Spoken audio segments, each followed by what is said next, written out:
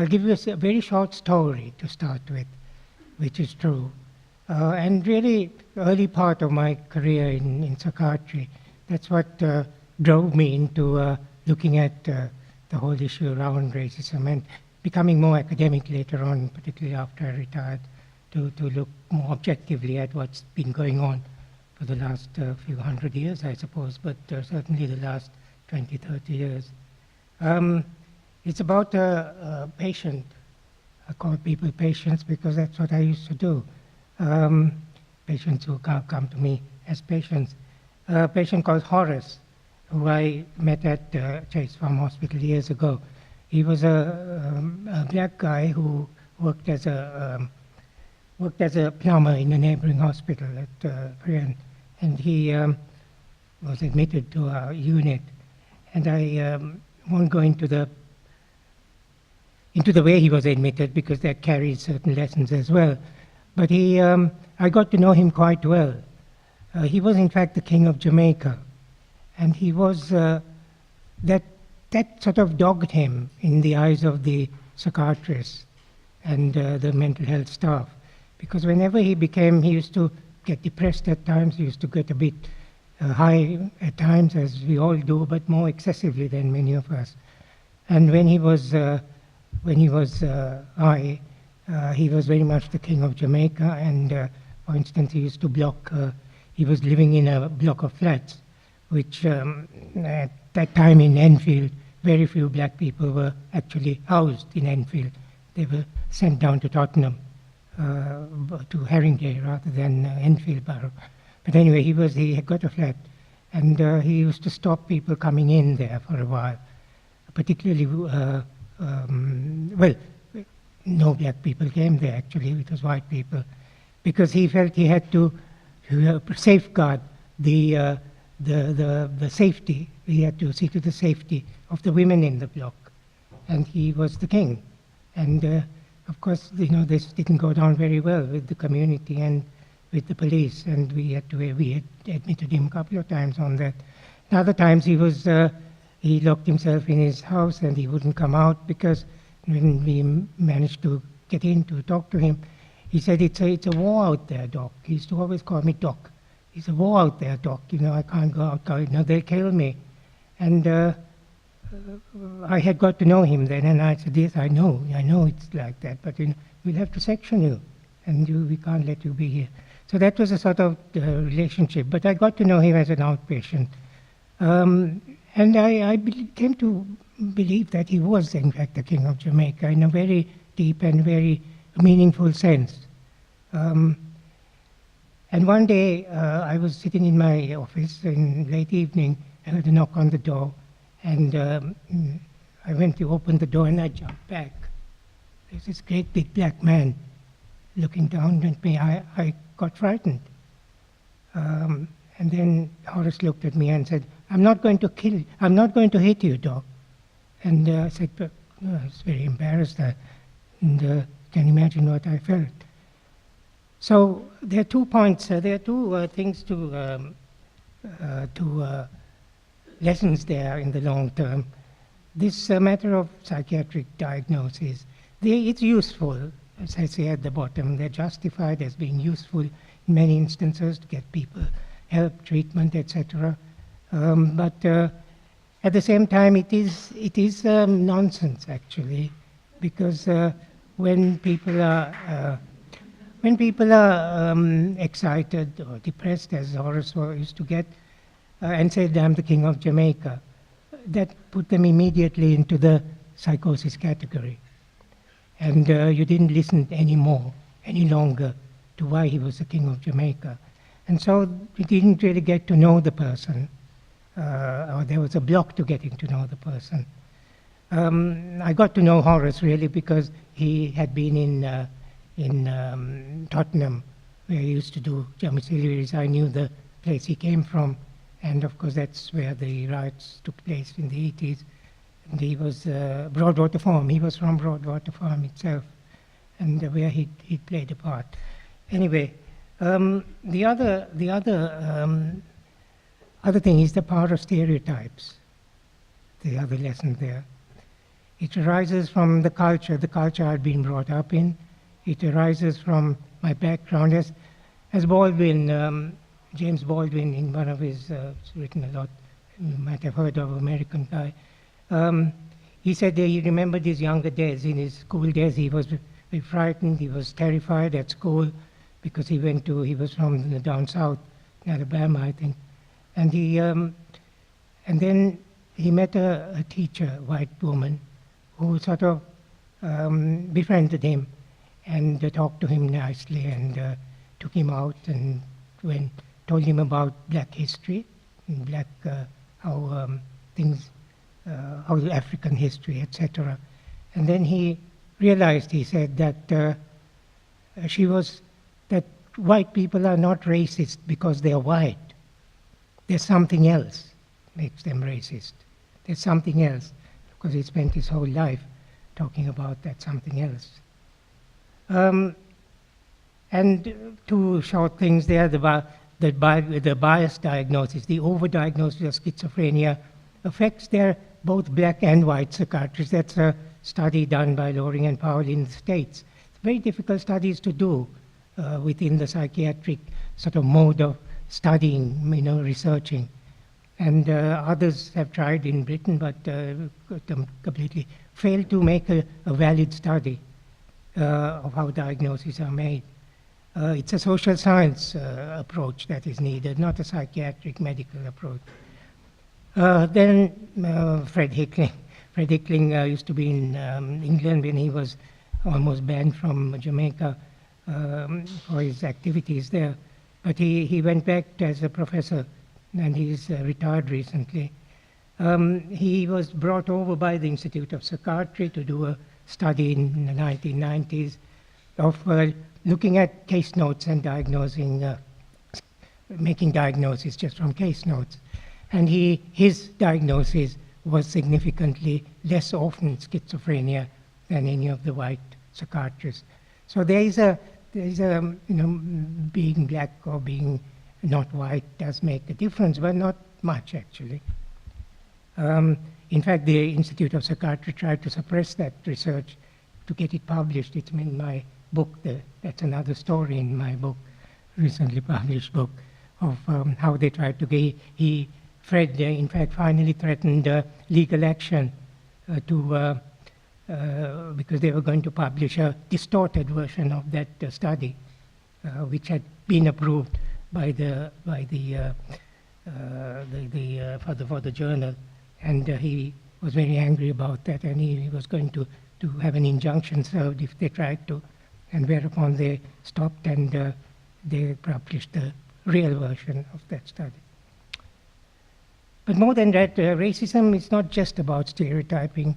It's permeated many socio-cultural aspects of Western culture, and I count psychiatry, psychology, many of the sort of what we call the soft sciences, human sciences, as socio-cultural as well as medical, but mainly socio-cultural in some instances.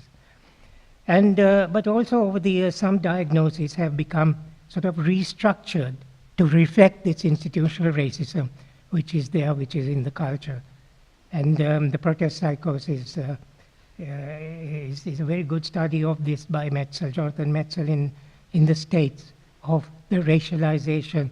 I've taken that study and studied it, actually studied Metzel's work to do two papers. That's what I put on the side. It's not that I've written in Metzel's book. Metzel's book is unique, and it's actually there's been nothing like this in the UK.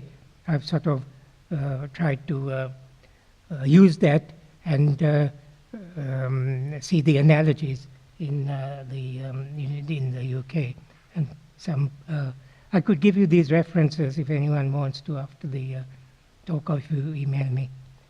But where does all this come from?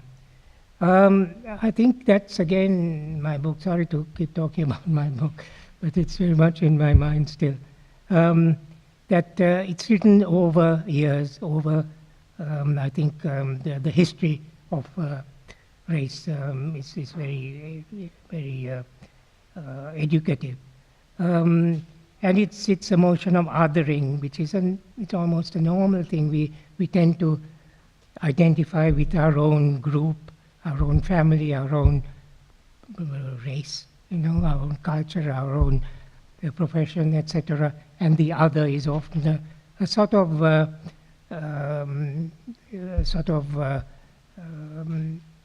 othering.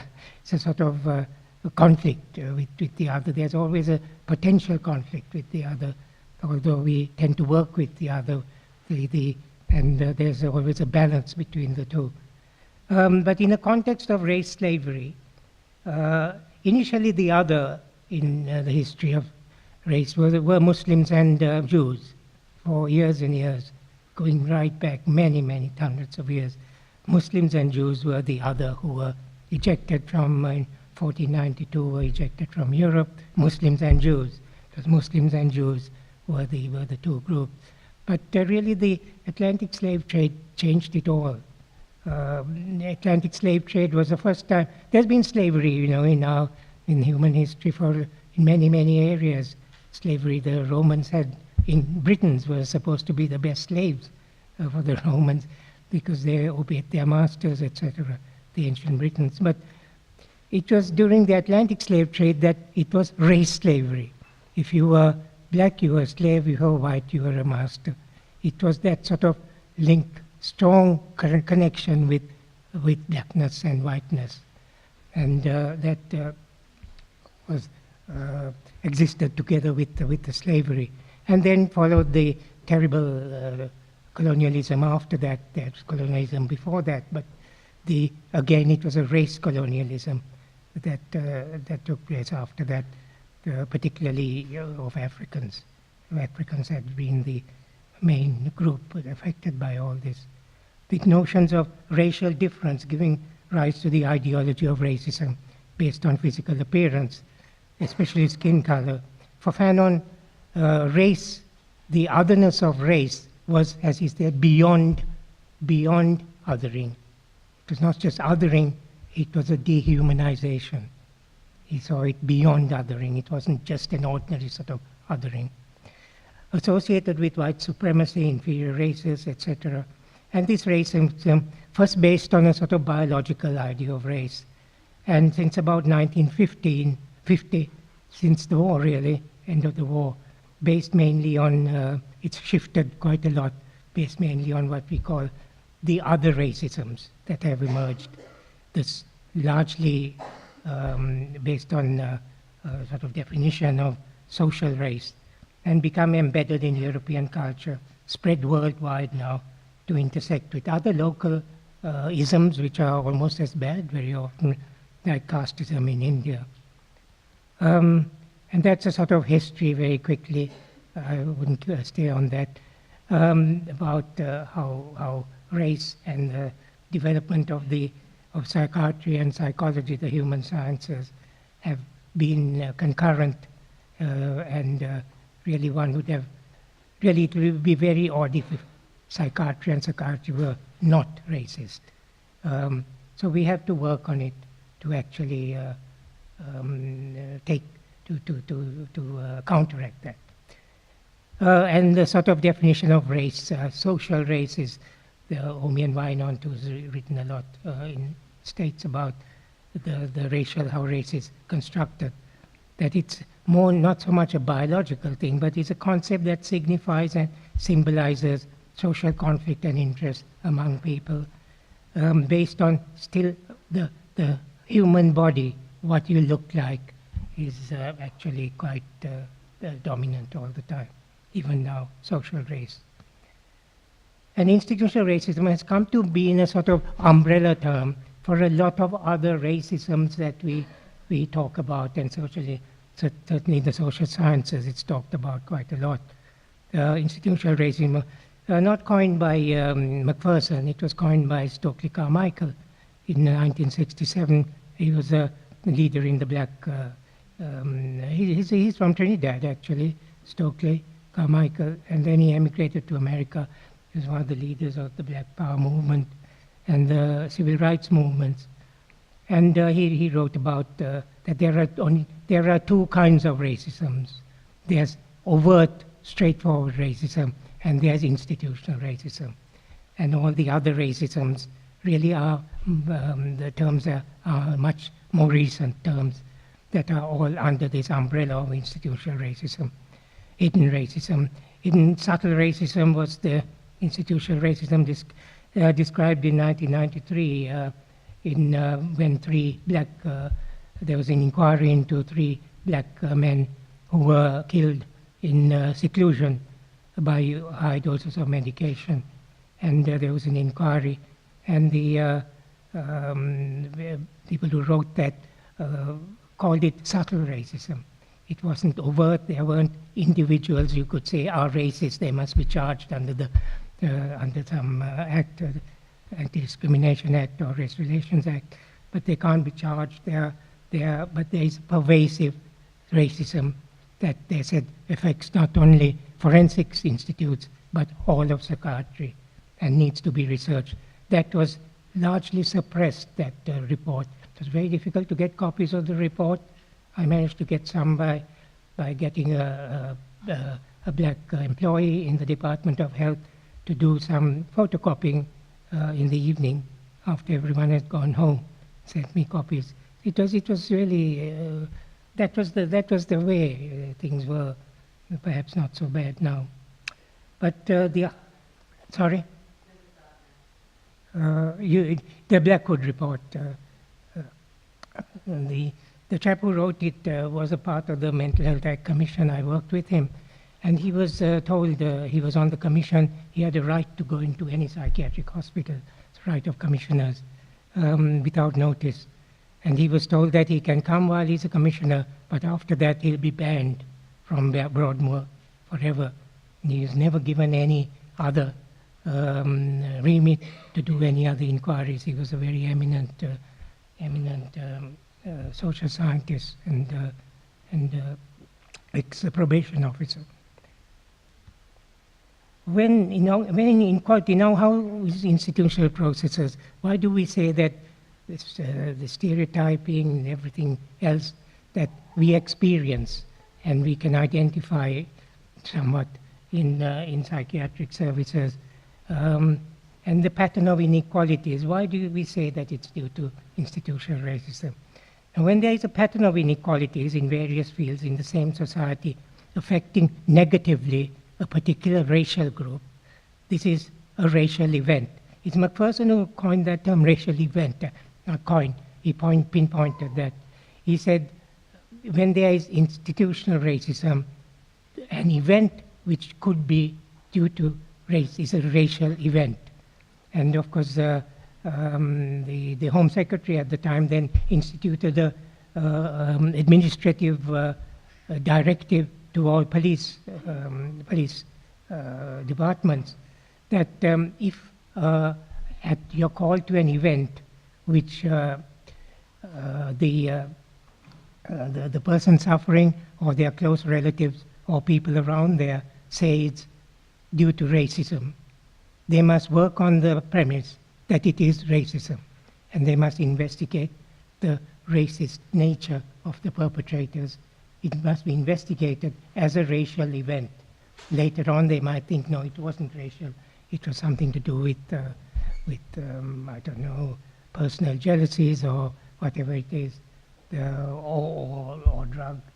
See, in the Macpherson's inquiry, what they pointed out so clearly was that in the initial, when the police were initially called, they worked on the theory, because Stephen was black, that it was to do with drug cartels, something to do with drug use, and they looked at any connections he might have or his family might have with people who sell drugs, this sort of stuff. So they went down a completely useless avenue, when in fact local people were saying, no, it's these four boys we know about. Well, they didn't go down that because they assumed that it's drugs. Now that is, that's a sort of change of direction that made quite a difference for the police. So when there's racial inequalities that affect a particular racial group, stop and search, sectioning, diagnosis of schizophrenia, imprisonment, school exclusions, and occasionally, like again an American study, Loring and Powell, the estimation of dangerousness by psychiatrists generally is much higher in black people, although they're not particularly more dangerous. So when there's all these things occur about a particular group, social scientists would say, well, that's institutional racism. We have to look at it as institutional racism. It may not be, but we have to look at it that it's a racial the explanation, a racist explanation. So the mental health system in the UK is underpinned by theories and practices in the psi disciplines. So if we combat institutional racism in these disciplines, in my discipline, in many of your disciplines, we should be able to minimize racism in the mental health system, so reduce racial inequality. That's the thesis that we put to the review of the Mental Health Act. Simon Wesley is sympathetic, but we have discussions about whether he's actually going to put anything in at all about race. But I met him the other day and he seemed sympathetic, but he gave the impression that he's under a lot of pressure, and the pressure is from Downing Street not to. So this is the sort of pressure that independent reports are not independent. Independent reports are done in connivance together with the civil servants of a department. The last report, I won't go into loss. So applying principles of critical psychiatry and critical clinical psychology together with the social science principle in a way that if there are various racial groups affected adversely, then there is an institutional process. But we need to look at it together with a much more critical look at psychiatry and psychology. Regulating diagnostic practices, etc. This is what we've suggested. When we say we, I worked with ROTA, Race on the Agenda, and their submission is on the website, ROTA, R-O-T-A, together with the Race Equality Foundation. They are the only two NGOs left now that look into race issues and try to counteract racism. Many of the others that were there in the 80s, 90s have all gone to the wall through lack of funding mainly, and also pressures from local authorities and governments not to talk about this too much, because Mrs. May wants to be Prime Minister a little longer, and the others are also conniving on both sides on the Labour and Tory. They don't want this. You see in the row over anti-Semitism. I mean that in Labour Party it's the same thing. I won't go into the others. Let's go. Except I'll jump. Combating institutional racism. On the whole, this is maybe pessimistic, but as was it?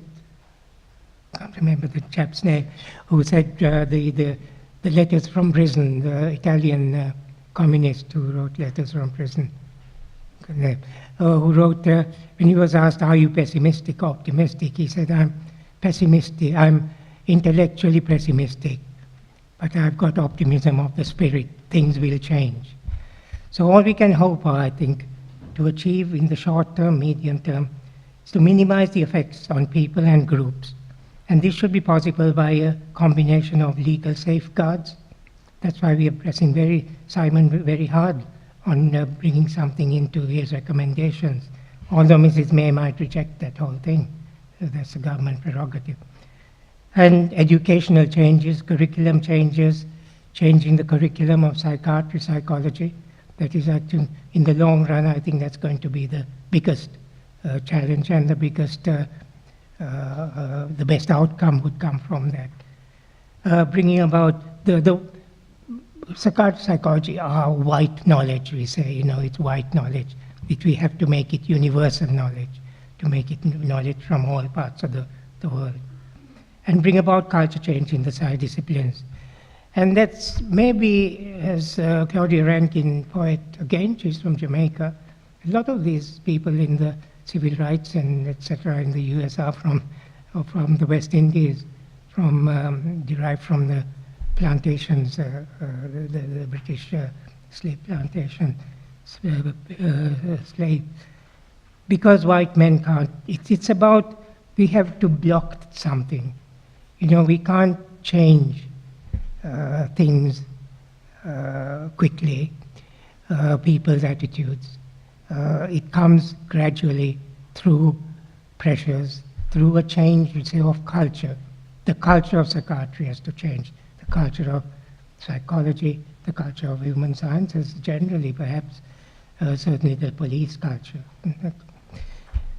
And my imagination has got to be policed properly. I should not be allowed to actually let it free rein in the psychiatry. Thank you.